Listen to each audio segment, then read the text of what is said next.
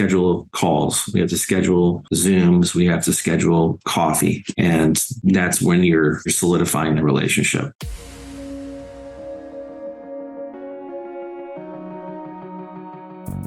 Agent Power Huddle is a daily jumpstart, giving you all the tools you need to create an amazing real estate career.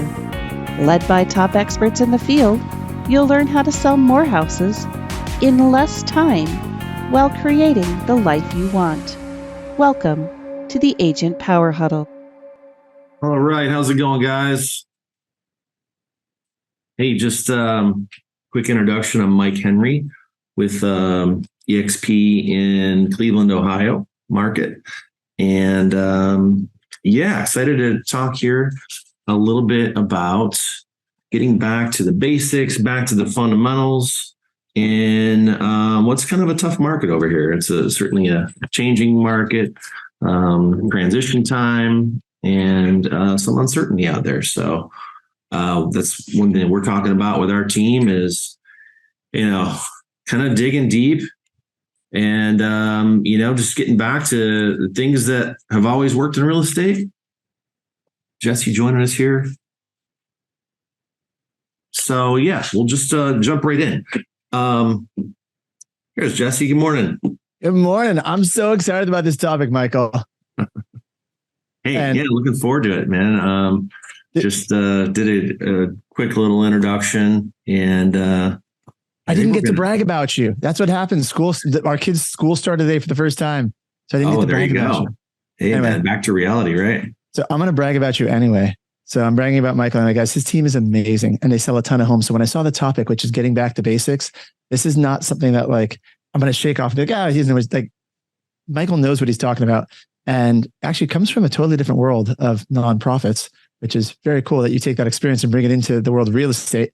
So where do you want to start this discussion today in terms of back to basics in this market? Yeah, I think, just kind of framing it up is, kind of the market is obviously it's a little different in every part of the country, but it's certainly shifting, changing more so than I've ever seen before. So I was licensed in November 2014.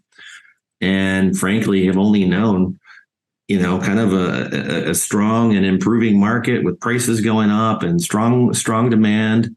And I thought, this is really the first time where I've seen it where, hey, not only, is our inventory low, but buyer demand now is kind of trickled off too with interest rates where they're at. So this is what we're discussing, inside our team. What does it take? And just to be real, I mean, I haven't, I think everybody in this business to some extent over the last, especially 2 years ago, I mean, business was just kind of coming at us, right? And it was, not going to say easy, but it was, the opportunities were all around us and plentiful. All you really had to do was pick up the phone and go show property.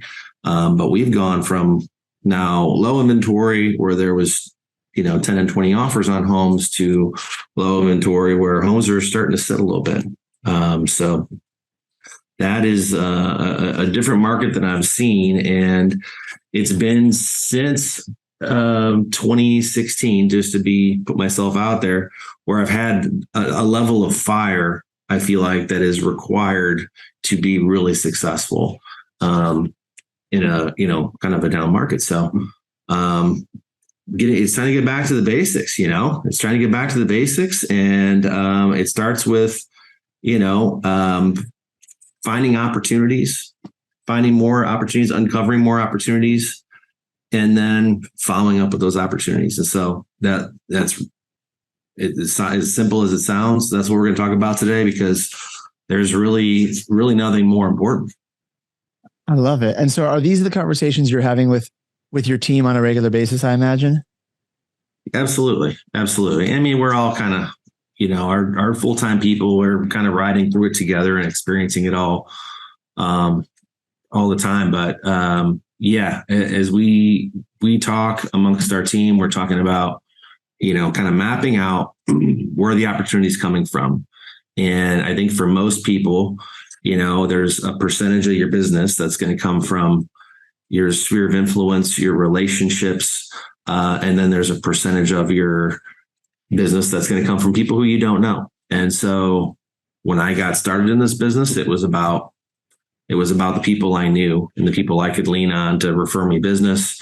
And then getting involved, putting myself out there in the community. And that's really been the bread and butter for my business. I'm not that guy that, only did online leads and figured out a way to convert them and just leaned on that entirely. For me, it's been more of a relationship business. And then as I've grown, it's become more and more about finding opportunities outside of my sphere of influence. So which one of those sections do you want to start on or focus on for today then? Or do you want to cover both? Like, is this more of like a daily activity or a weekly plan?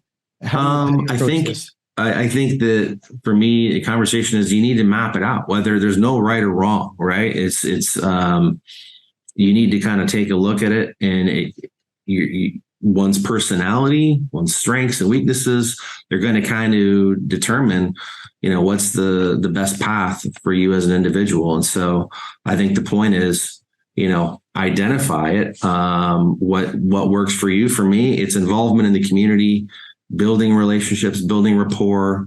I like to be in person, face to face, building those know, like, and trust relationships with people.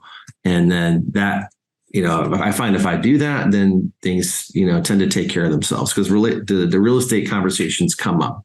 Can we dig into that? And if you have some place you want to take this, by the way, don't let me throw you off track. I'm really curious about this because a number of people listening, I know, they traditionally got their business from relationships, from like you're talking about, you be in the community.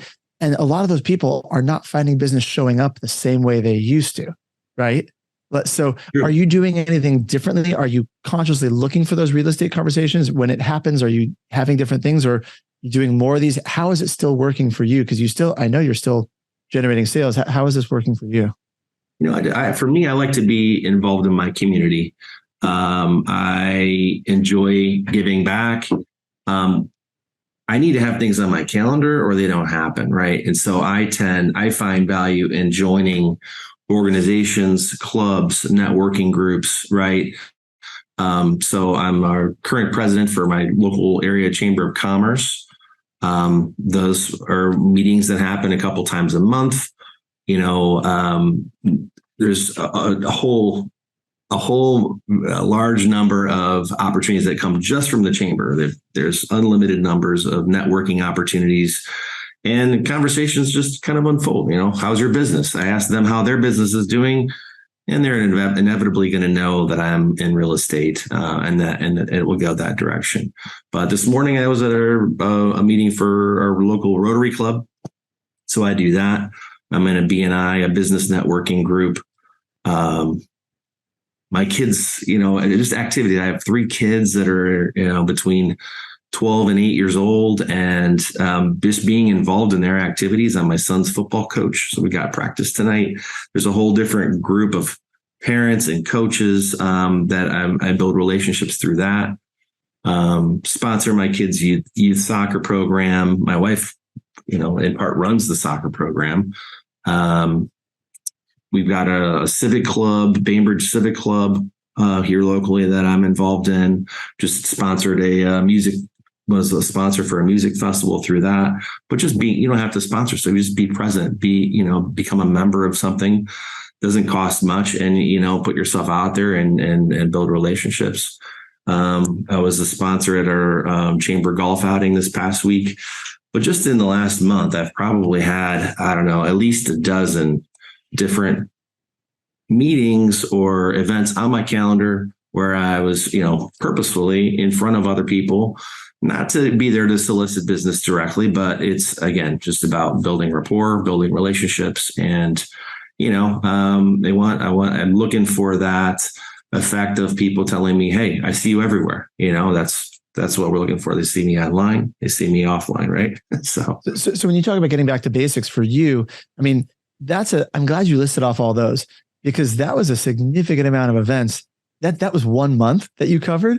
But Yeah. I mean, I think a lot of people, when they say, well, I get my business from relationship, I don't think they're doing as much as someone like you might be doing. Like they might go to 1 or 2 a month versus that's a whole plan. And you sit down and you map those out. Yeah. I mean, most of that I've been involved with one way or another for years, just about every one of those. And so, just something, just part of my schedule, is part of my, kind of who I am and what I do. And it's what I like to do. I don't enjoy necessarily going door knocking, for example.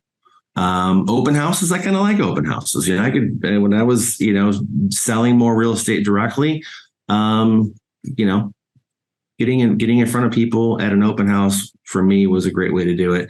If you don't have many listings or any listings, I have EXP agents.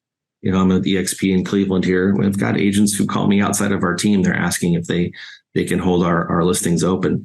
And sometimes the answer is yes. So we're, always looking for those opportunities as well. No better way to get in front of people who are in the market for a home than holding a home open. So what are some of these other basics that you're when you're working with agents on your team or just agents you're talking in general? For you, it's obviously getting involved in a lot of these events that you've already been part of, but just you're setting yourself up to have organically real estate conversations. Are there any other basics that you think people need to get back to? Yeah, I guess wanted to focus most of the conversation around follow-up. If you don't have opportunities, if you're not getting in front of people and having conversations, then you don't have anybody to follow up with, right? And so within my first year of being in business, I had moved back to Ohio. I had no income. I had 2 kids at the time and a real estate license, and I decided that this was my path forward. Was real estate. Failure was not going to be an option. And I became, a human sponge, read as many books as I could, interviewed, spoke with high producers. And I learned very quickly that follow-up was going to be the greatest opportunity in my business to convert transactions, but also the lack of follow-up would be the biggest threat to my business for, wasting away all of the opportunities that I had come across. And so I, decided, in talking, I was with Keller Williams at the time, I spoke with our team leader, and he was great support to me.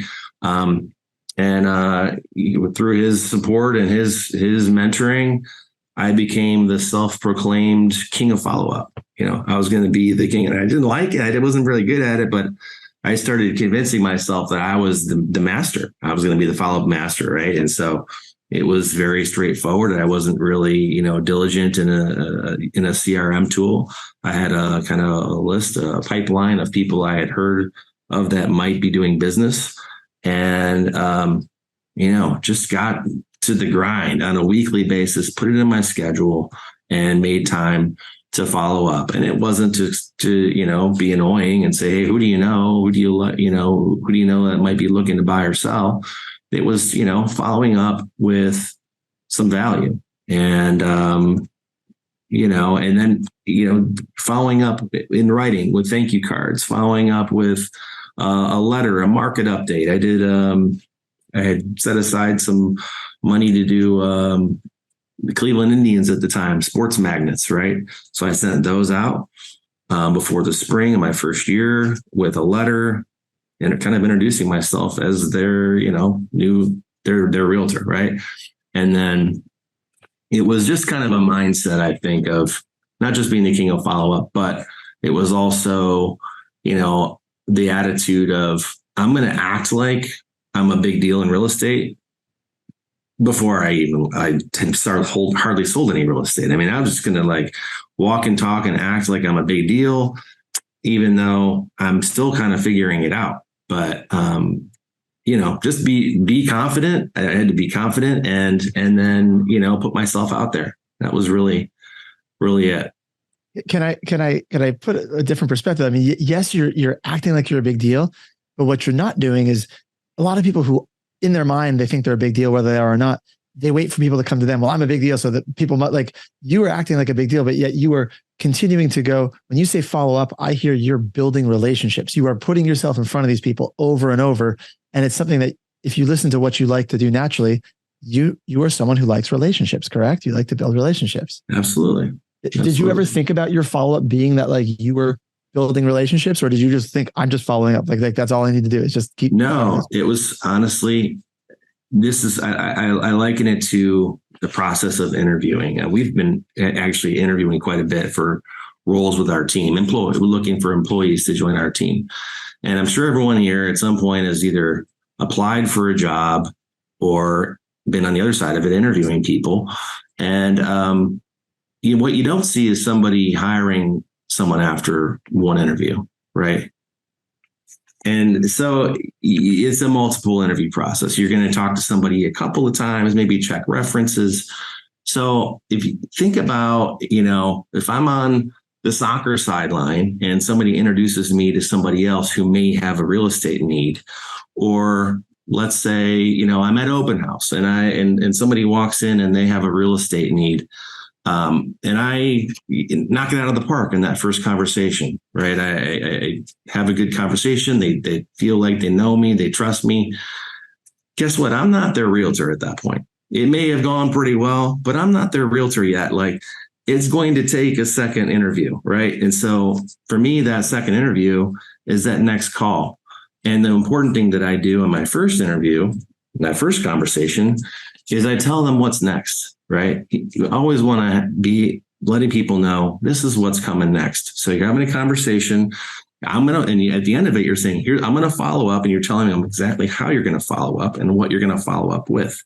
Then you actually deliver on what you've told them that you're going to be following up with. And that's when the magic happens. That's when they're like, okay, it wasn't just a one and done, pony show. This is actually somebody who is going to follow through for us. And that's when the trust actually starts to happen. So does that resonate with you, Jesse? 100%. And I saw a couple of heads nodding, those on camera. Those of you who are listening in, that's your nugget. If you haven't figured out what it was yet from this, if you take nothing else from this, Michael, that was fantastic. Because that point of like, in that very first conversation, you're already starting to tell them what comes next, right? You're 100%. Setting the expectation and you're setting up so then you can go, because when you do that thing that you say you're going to do, it helps build trust and rapport, right? Yeah. Yeah. I love it. So keep going. So was it easy for you to become the king of follow-up, or like, no, I did not like following up. I didn't like being on the phone, but I learned that I wanted to get this thing off the ground. And I was in this place where it was like failure was not an option. It had to happen. Success was the only way forward. And if I needed to guarantee, some level of income for my family, then I needed to do everything right. And at the time, I decided that the best path forward was I bought a headset, and I set aside 2.5 hours each day to make those calls and reaching out to people who were even just acquaintances, friends, people I'd met, and then of course those opportunities, more important than anything else, following up on the ones that are actually going to be transacting. And hey, this applies more today than it did at any other time in my real estate career. If you meet somebody or you have a conversation with somebody and they're talking about they need to buy or sell real estate, what are the chances that they're buying or selling real estate like next week? It's just not happening. Yeah, maybe once in your career you stumble upon someone that they happen to need a realtor they don't know yet, and they're ready to go next week, right? Yeah, more than ever, I feel like a lot of these conversations are long-term play. And so we need to build up that pipeline. A conversation, an email exchange I've had going for the last 6 months was a guy I coached football with him, and it's his son and daughter-in-law looking to move back into the area. And they emailed me in like March saying that they were thinking they were planning to move back into the area in the summer of 2024. Now that, to me, like, if I don't drop the ball, like, that's going to be a transaction in 2024,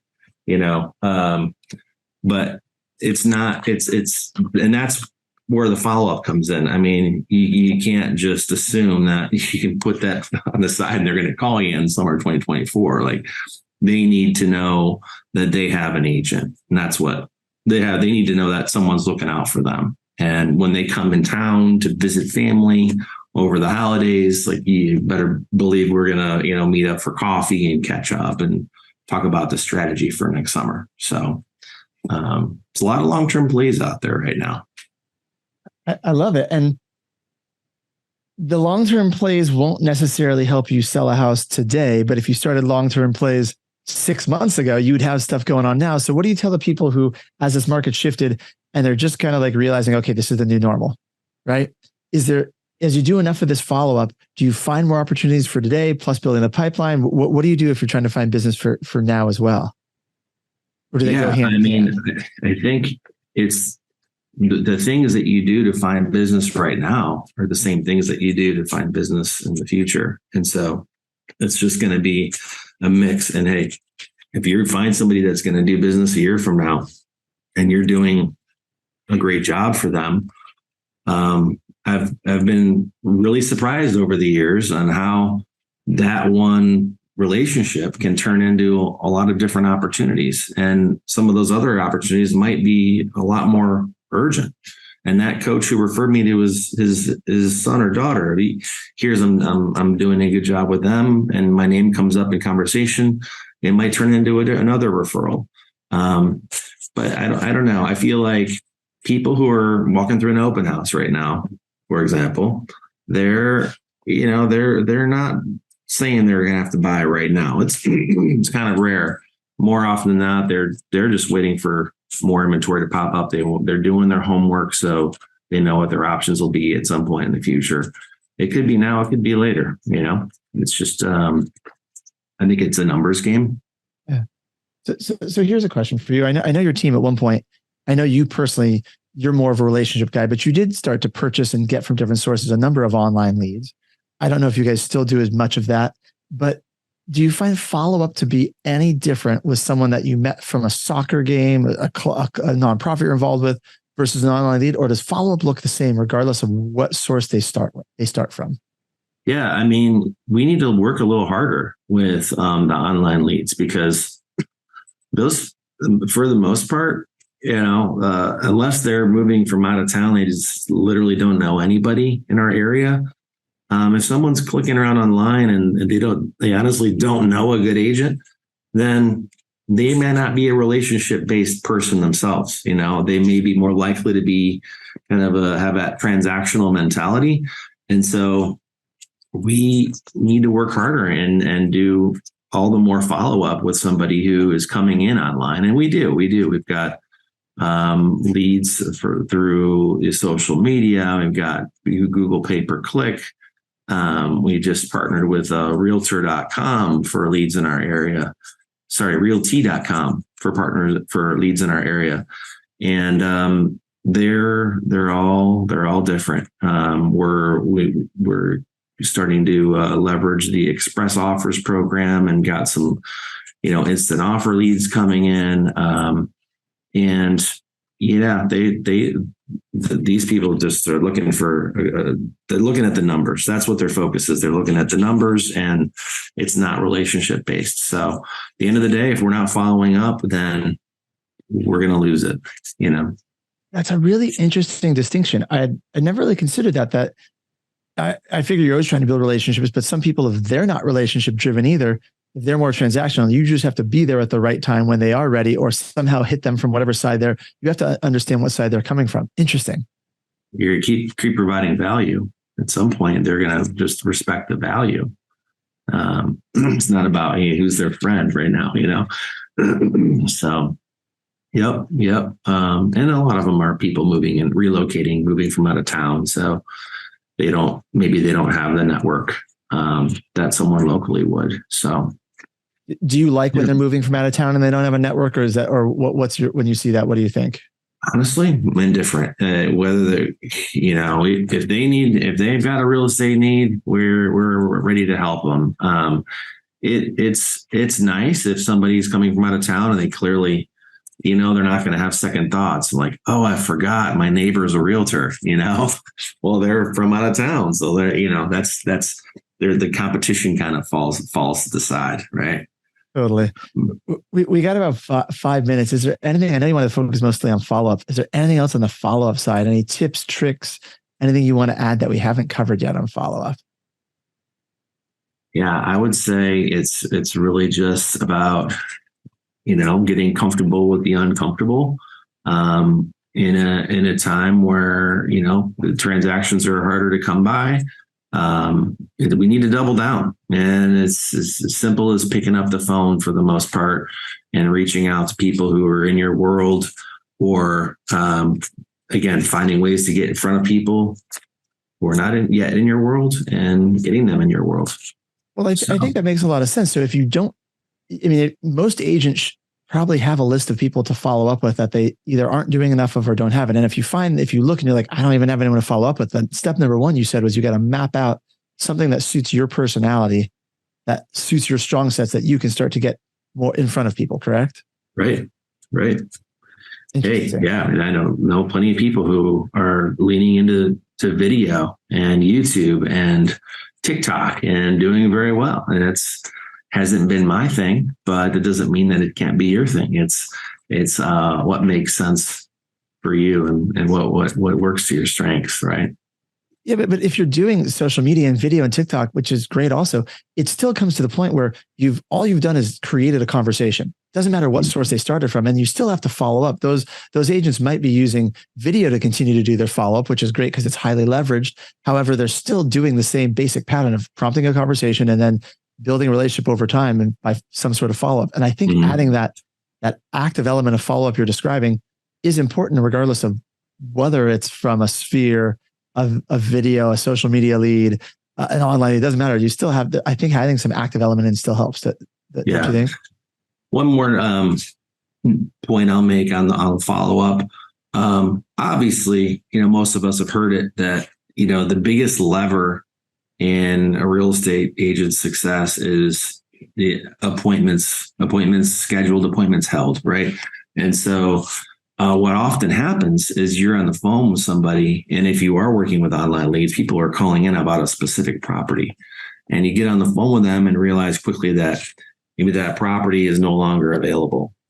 You can't let that conversation die right there, right? Like, you don't have to schedule an appointment at the property.